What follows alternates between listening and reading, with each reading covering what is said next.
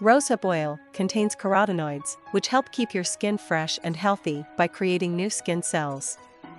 Rosehip oil also contains vitamin F, which helps trap moisture in your skin and protect your skin against damage. Rosehip oil or cream may help treat acne caused by clogged skin pores.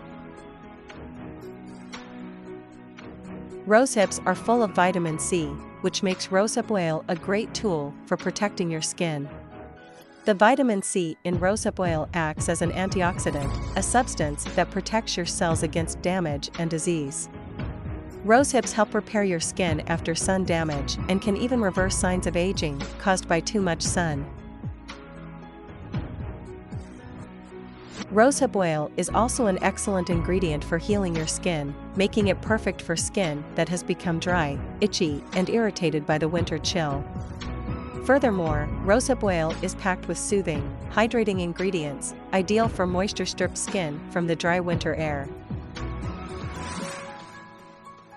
Today in this video, I will share how to make best serum for skin hydration in winter.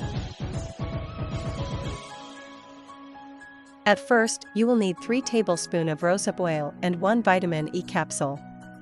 Mix these ingredients and add in serum bottle.